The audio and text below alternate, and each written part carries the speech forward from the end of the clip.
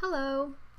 If you're a mediator who's learning a new skill, you're probably going to have the experience of your trainer sitting in the corner of a room observing you perform a skill. They're going to be having a clipboard on their lap, scribbling furiously, writing things down, checking things off, watching your every move. Or so it seems to you when you're really nervous about the whole experience. In order to make things a little less scary, it's important to know what your trainer is doing and why they're writing these things down. So most likely they're going to be using a performance checklist. What is a performance checklist? Well, it's simply a list of steps. It's whatever you are supposed to be doing, listed in chronological order, written in clearly observable terms, and it's so that it's an objective measure of whatever you're performing. So, an example of one step that's general enough that it might be on any number of performance checklists is this. Within 10 seconds of a behavior occurring, the mediator will mark the occurrence on a data sheet. But what do we do with these steps?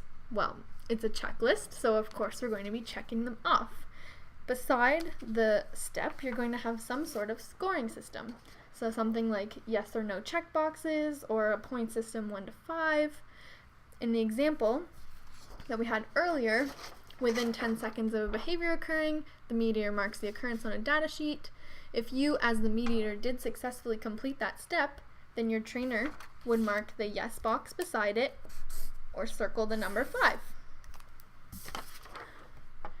But what's the point of all these yeses and nos? Well, you could look at each step individually and analyze it and see which ones you're doing correctly, which ones you're forgetting, things like that. That is important, but we can also look on a more general level and calculate what's called a performance score. How do we calculate a performance score? Well, you can take the number of yeses and divide it by the number of steps available and then times that by 100. Or if you're using a point system, then you can take your number of points that you collected, divide it by the number of possible points, and times it by 100. I'll show you a concrete example so that this makes a little more sense. If you had 8 steps correct out of a possible 10 steps, then you would take 8 divided by 10, and it equals 0.8. You take 0.8 times it by 100, and you get 80%. This is your performance score.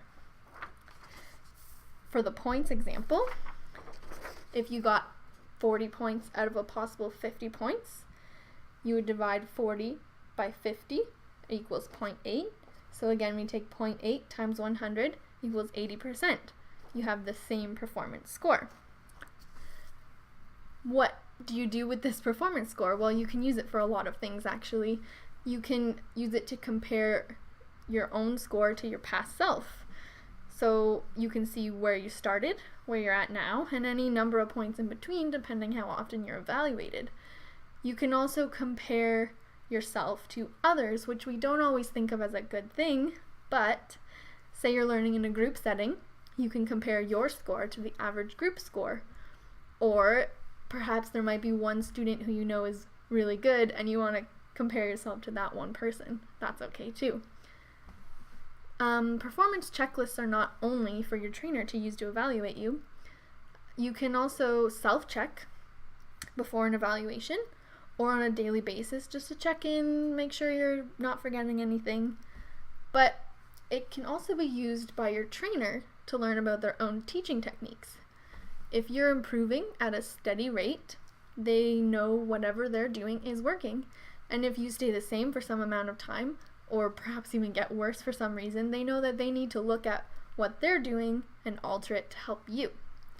Basically, a performance checklist serves as a record of your performance, so you can see where you started, where you're headed, and hopefully where you're going to end up at 100% performance score.